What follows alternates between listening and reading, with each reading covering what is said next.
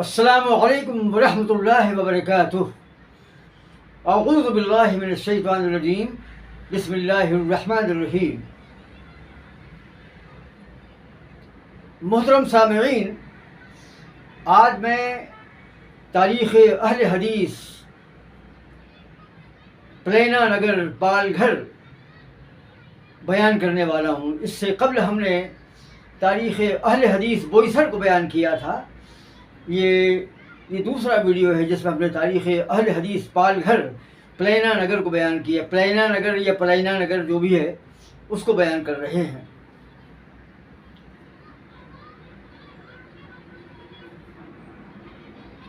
محترم سامعین، ہندوستان کے ایک بہت ہی عظیم محقق اور خطیب شیخ صلاح الدین مقبول صاحب جو ہیں، جو ہندوستان کے ضلع سدھارتھ نگر کے اورہما کے رہنے والے ہیں، ان کے خاندان کے چند افراد سن 1977 یا 78 میں پال گھر میں والد ہوئے اور ان لوگوں نے کاغذ کا کاروبار شروع کیا۔ شیخ صلاح الدین مقبول سے کون واقف نہیں ہے؟ موصوف جو ہیں ایک آفاقی شخصیت ہیں اور تاریخ اہل حدیث ہندوستان میں ان کو ایک خصوصی مقام حاصل ہے۔ ابھی چند سال قبل جب مرکزی قیادت کا اختلاف واقع ہوا تو موصوف کو بھی ایک امیدوار کے طور پر آگے لانے کی کاوش ہو رہی تھی، لیکن اس کے بعد میں جانبین میں اتحاد ہو گیا اور وہ حالات جو ہیں جاتے رہے جو ہنگامی طور پر پیدا ہوئے تھے۔ صلاح الدین مقبول صاحب سے میں ممبرا کے جامعہ اسلامیہ میں شیخ عبدالحکیم مدنی کے ساتھ مل چکا ہوں۔ موصوف سے میری کچھ گفتگو ہوئی تھی اس بارے میں۔ تو اورہما کے رہنے والے چند نفوس جس میں عطا اللہ صاحب جو ہیں یہ شیخ صلاح الدین مقبول کے چچا لگتے ہیں، چچا ہیں بلکہ۔ یہ سن 77 یا 78 میں اورہما میں والد ہوئے اور بھنگار کے کاروبار سے انہوں نے یہاں پر زندگی کا آغاز کیا۔ ان کے بھائی محمد شفیق صاحب بھی غالباً ان کے ساتھ ہی اورہما سے پال گھر جو ہیں منتقل ہوئے، اور یار محمد صاحب جو ہیں یہ البتہ 10 سال کے بعد سن 87 یا 88 میں جو ہے یہاں پر آئے۔ اس کے علاوہ محمد اکرام صاحب کا خاندان اور جناب محمد وسیم صاحب کا خاندان بھی یہاں پر جو ہے وارد ہوا۔ یہ تمام نام جو میں نے لیے ہیں، یعنی عطا اللہ صاحب، محمد شفیق صاحب اور یار محمد صاحب اور وسیم صاحب اور محمد اکرام صاحب، یہ تمام لوگ جو ہیں ماں اہل و عیال جو ہیں اورہما سے پال گھر منتقل ہوئے تھے اور انہوں نے یہاں پر مستقل رہائش اختیار کر لی اور بھنگار کا کاروبار شروع کیا۔ ویسے ہم نے آپ سے کہا تھا کہ شیخ صلاح الدین کے خاندان کے چند افراد جو ہیں انہوں نے کاغذ کے کاروبار سے آغاز کیا۔ یار محمد صاحب نے البتہ یہاں پر جو ہے بھنگار سے اپنے کام کا آغاز کیا۔ نعیم صاحب جو ہیں عطا اللہ صاحب کے بھانجے ہیں اور موصوف تعلیم یافتہ ہیں۔ موصوف سے میری ملاقات اس وقت ہوئی تھی جب غالباً 2017 میں یا 16 میں میں نے تاریخ اہل حدیث بوئیسر اور پال گھر کا آغاز کیا تھا، تو نعیم صاحب سے جو عطا اللہ صاحب کے بھانجے ہیں میری ملاقات ہوئی اور میں نے یہ بات محسوس کی بلکہ جانی ان سے گفتگو کر کے کہ موصوف کو اہل حدیث کے اندر رد شرک اور رد بدعت کے تعلق سے جو خصوصیت پائی جاتی ہے، موصوف اس کو پسند نہیں کرتے تھے۔ یعنی اہل حدیث کی رد شرک اور رد بدعت میں جو شدت و حدت ہے اس سے یہ نالاں تھے۔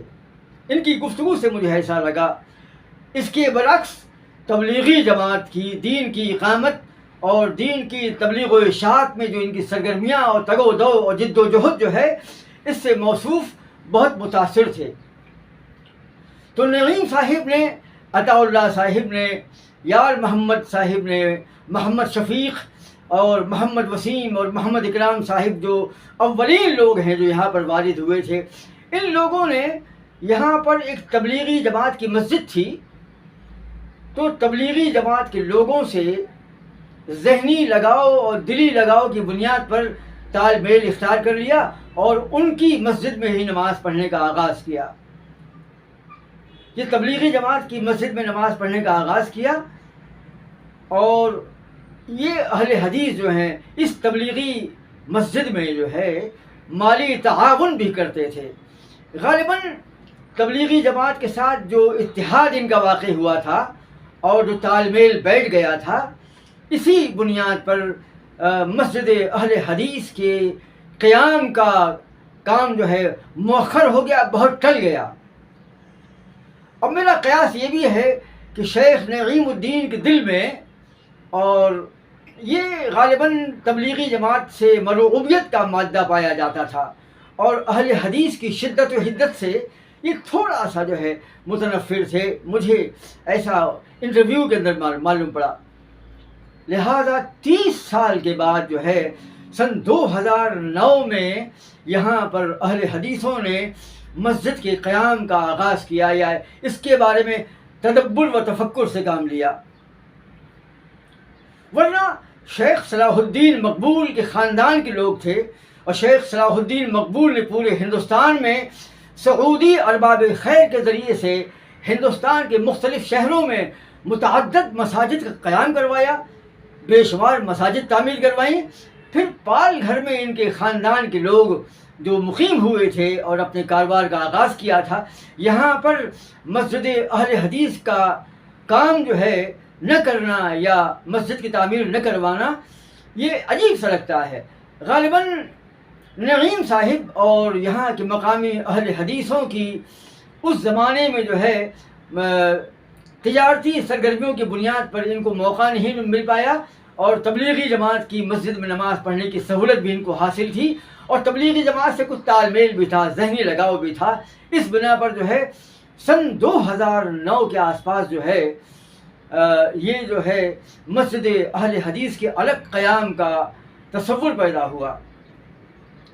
یار محمد صاحب جو ہیں سن 1988 یا 87 میں یہاں پر وارد ہوئے۔ عطا اللہ صاحب کی آمد کے 10 سال کے بعد جو ہے یار محمد صاحب جو ہیں یہاں پر وارد ہوئے۔ میں کلیان سے بائک کے ذریعے جب وہاں پہنچا تو سب سے پہلے میری ملاقات جو ہے یار محمد صاحب سے ہوئی، اور یار محمد صاحب نے جب یہاں پر آئے تو بھنگار کے کاروبار سے اپنی زندگی کا معاشی نظام شروع کیا۔ موصوف نے بھنگار کا کاروبار شروع کر دیا، اور موزے بنانے کی ایک فیکٹری میں بطور ایجنٹ کے کام کرنے کا آغاز کیا، اور غالباً آج تک وہ اسی پیشے سے منسلک ہیں، اور مجھے نہیں معلوم کہ بھنگار کا کام جو شروع کیا تھا وہ آج بھی ہے کہ نہیں۔ بہرحال جس مقام پر جناب یار محمد صاحب کا شاندار مکان ہے، ٹھیک اس کے سامنے جو ہے ایک گوڈاؤن تھا جو آج بھی وہاں پر ہے۔ اس گوڈاؤن میں سن 2009 کے آس پاس عطا اللہ صاحب اور یار محمد صاحب، محمد شفیق، محمد اکرام، محمد وسیم اور نعیم صاحب کے مشورے سے یہ طے پایا کہ یار محمد صاحب کے اس گوڈاؤن میں مسجد اہل حدیث یا مدرسہ اہل حدیث کا آغاز کیا جائے۔ لہٰذا سن 2009 میں پہلی بار جو ہے یار محمد صاحب کے مکان کے سامنے ان کے ذاتی گوڈاؤن میں اہل حدیثوں نے ایک مسجد کا قیام کیا یا وہاں نماز پڑھنے کا آغاز کیا۔ میں غالباً 2009 کے بعد کسی وقت یہاں پر آیا، یعنی سن 2016 یا 15 کچھ رہا ہوگا، میں یہاں پر آیا تو یہاں پر جو ہے مسجد ابھی بھی باقی تھی، اور میں نے یہاں چند نمازیں ادا کی ہیں، چند جمعہ کے خطبے بھی سنے ہیں۔ تو میں یہاں پر جب آیا تو یہاں پر مسجد چل رہی تھی۔ سن 2009 میں اس مسجد میں نماز پڑھنے کا آغاز ہوا، اور 2012 تک یہاں پر جو ہے یہ مسجد باقی رہی۔ اس مسجد میں جو ہے عطا اللہ صاحب جو صلاح الدین مقبول صاحب کے چچا ہیں، یہ اس مسجد کے صدر تھے، اور یار محمد صاحب اور محمد شفیق صاحب جو عطا اللہ صاحب کے سگے بھائی ہیں، اور وسیم صاحب اور نعیم صاحب، اور اس کے علاوہ جو ہے وسیم صاحب، یہ تمام لوگ جو ہیں اس میں شامل تھے۔ تو یہ سن 2012 تک یہ مسجد جو ہے یہاں چلتی رہی، اور سن 2012 میں یار محمد صاحب کے مکان کے پیچھے کے حصے میں ایک زمین خرید کر اہل حدیثوں نے ایک مسجد کی تعمیر کی۔ جب میں یہاں پر گوڈاؤن والی مسجد میں نماز پڑھتا تھا تو مجھے خبر لگی کہ پیچھے ایک مسجد کا کام جاری ہے۔ میں وہاں دیکھنے نہیں گیا کیونکہ مسجد بن رہی تھی، لیکن ایک وقت آیا کہ جب میں ایک بار وہاں پر گیا تو میں نے اس نئی مسجد میں نماز پڑھی۔ یہ مسجد جو ہے غالباً 2015 میں تیار ہوئی، اور اس طریقے سے یار محمد صاحب کے مکان کے سامنے جو گوڈاؤن میں مسجد چلتی تھی اہل حدیث کی، وہ مسجد جو ہے 2014 یا 15 کے آس پاس اس نئی مسجد میں شفٹ ہو گئی۔ اور اس نئی مسجد میں ایک میرا خطبہ بھی ہوا تھا علماء و ائمہ کی تنخواہ کے مسئلے پر۔ میں نے جو بمبئی اور مضافات ممبئی میں قریب 50 مساجد میں خطبہ دیا تاکہ مساجد کے ائمہ کی تنخواہیں اور مدارس کے علماء کی تنخواہوں میں اضافہ کیا جائے۔ اس تعلق سے ایک کتاب بھی میں نے تالیف کی تھی، اور 50 مقام پر میں نے خطبات بھی دیے تھے۔ تو ایک خطبہ میرا اس نئی مسجد میں بھی ہوا تھا۔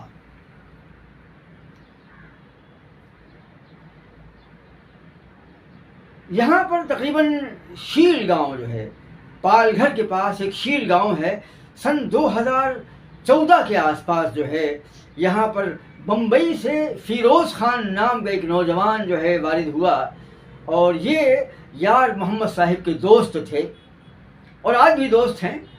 میری ان سے ملاقات ہوئی، جس طرح نعیم صاحب سے میری ملاقات ہوئی تو ان سے بھی میری ملاقات رہی۔ آپ نوجوان ہیں، تو آپ نے مجھے خبر دی کہ پاپڑی جو ہے، جو ایک کوکھلی گاؤں ہے ساحل سمندر پر، وہاں پر اہل حدیث نوجوان جو ہیں، کچھ اہل حدیث پیدا ہوئے ہیں اور بڑے متحمس اور بہت ہی سرگرم عمل اہل حدیث ہیں۔ لہذا میں فیروز خان کی اس خبر کی بنیاد پر پاپڑی گیا، اور پاپڑی میں جانے کے بعد میں وہاں کے اہل حدیث نوجوانوں سے ملا، اور یہ اہل حدیث خاندانی کوکھنی ہیں۔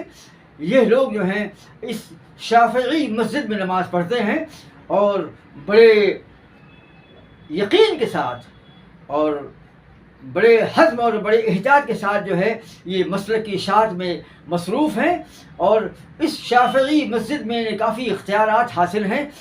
یہ اپنے چھوٹے موٹے پروگرام بھی یہاں پر انجام دیتے ہیں۔ پتہ نہیں کہ پاپڑی میں ان اہل حدیث نوجوانوں نے الگ مسجد اہل حدیث کے قیام کا آغاز کیا کہ نہیں کیا، مجھے خبر نہیں۔ فیروز خان صاحب جو ہیں، یہ جو سن 2014 میں غالباً آئے تھے، یار محمد صاحب کی تبلیغ کے ذریعے یہ اہل حدیث بن گئے، اور یہ شیل گاؤں میں رہتے ہیں۔ اور ایک اور نوجوان شیل گاؤں کا، وہ بھی یار محمد صاحب کے کاوشوں سے اہل حدیث بن گیا۔ فیروز خان نے مجھے خبر دی کہ کلیان سے جب آتے ہیں بھیونڈی، اور بھیونڈی سے واڑہ، اور واڑہ سے منور، تو منور سے جب گجرات جاتے ہیں تو فلائی اوور برج کے بالکل داہنی جانب کچھ تبلیغی جماعت کے لوگوں نے جو ہے ایک مسجد کے قیام کا آغاز کرنا چاہا۔ تو یہاں کے متشدد بریلویوں نے اتنی شدت دکھائی، اتنی حدت دکھائی کہ ان تبلیغی اور دیوبندی لوگوں کو بہت مارا پیٹا، یہاں تک کہ ہاتھ پاؤں تک توڑ دیے، بالکل ویسے ہی جیسے بوئیسر میں جو بابو سیٹھ جو دھانو میں رہتے تھے، جب وہاں پر اہل حدیث اور تبلیغی جماعت کے لوگوں نے مل کر کے یا دیوبندی لوگوں نے مل کر ایک مسجد کا آغاز کیا، اور پہلا جمعہ جب شروع کیا تو وہاں کے بریلویوں نے اہل حدیثوں اور دیوبندیوں پر حملہ کر دیا، اور بہت مار پیٹ کی، اور کیس وغیرہ چلا، جس کو ہم تاریخ اہل حدیث بوئیسر میں ہم بیان کر چکے ہیں۔ تو یہاں پر بھی جب تبلیغی جماعت کے لوگوں نے منور میں فلائی اوور برج کے داہنی جانب جب یہ کوشش کی کہ مسجد بنائیں، تو بہت مارا پیٹا، بلکہ غالباً ہاتھ پیر تک توڑ دیے۔ ایسی پوزیشن میں اہل حدیث کا اس مقام پر مسجد قائم کرنا بہت مشکل امر ہے.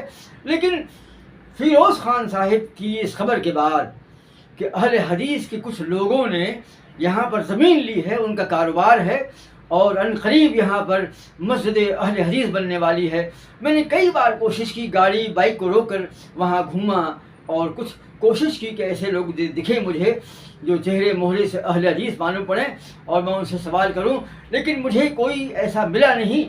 تو مجھے اب خبر نہیں کہ منور میں فلائی اوور برج کے بازو میں اہل حدیث کا جو مستقبل کا منصوبہ تھا وہ بروئے عمل آیا کہ نہیں آیا، مجھے خبر نہیں. تو یہ مختصر انداز میں تاریخ اہل حدیث پال گھر تھی. اور یار محمد صاحب جو ہیں ان کے گھر میرا آنا جانا تھا اور ایک آدھ چند خطبے بھی میرے یہاں پر ہوئے ہیں اور موصوف صاحب خیر ہیں اور موصوف میری اشاعتی سرگرمیوں میں میرے لیے ممد اور معاون ثابت ہوتے ہیں. تو تاریخ اہل حدیث بوئیسر کے بعد یہ تاریخ اہل حدیث پالگڑھ کا بیورا تھا. اس کے بعد انشاءاللہ ہم تاریخ اہل حدیث ورار بیان کرنے والے ہیں، تاریخ اہل حدیث ورار، اور اس کے بعد تاریخ اہل حدیث وسئی پھاٹا بیان کرنے والے ہیں، پھر تاریخ اہل حدیث کامن گاؤں، پھر تاریخ اہل حدیث ساتے ولی، اور کامن گاؤں کے بعد غالباً تاریخ اہل حدیث ممبرا ہے اور تاریخ اہل حدیث بھیونڈی ہے. اس کے بھی اور مختلف مقامات کے ویڈیوز جو ہیں ہم وقتاً فوقتاً بیان کریں گے.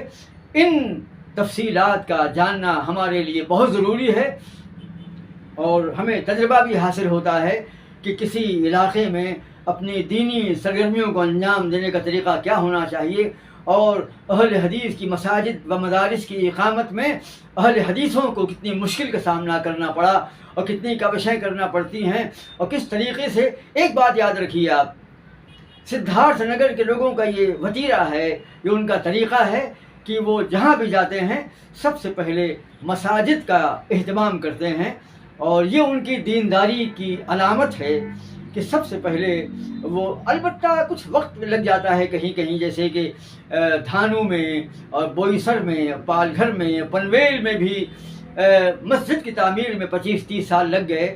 تو یہ وہاں کے حالات پر موقوف ہے. حالات جب سازگار ہوتے ہیں ایک دم سے مسجد بننا بہت مشکل ہے. ہاں البتہ ایسا کئی بار دیکھا گیا ہے بمبئی میں کہ مسجد تو نہیں بنی لیکن کسی سیٹھ نے اپنے بھنگار کی کاروبار جہاں وہ لوگ کرتے ہیں وہاں پر ایک کونے میں چند لوگوں کے لیے نماز پڑھنے کا نظم قائم کر دیا. تو ایسا تو البتہ کیا ہے اہل حدیث سدھارتھ نگریوں نے. لیکن بہرحال دھانو میں اور بوئیسر میں اور پال گھر میں تقریباً 30 سال کے بعد، ایسے ہی پنویل میں بھی تقریباً 30 سال کے بعد جو ہے مساجد کا قیام عمل میں آیا.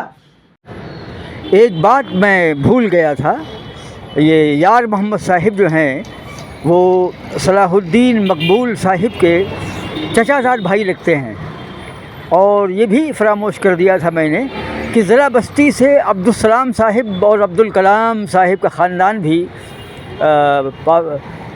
اورہما سے پال گھر میں منتقل ہوا تھا. یہ بھی وہاں کے اہم شخصیات میں سے ہیں. ہم تمام ناظرین سے گزارش کرتے ہیں کہ ہمارے اس چینل کو سبسکرائب کریں اور شیئر کریں.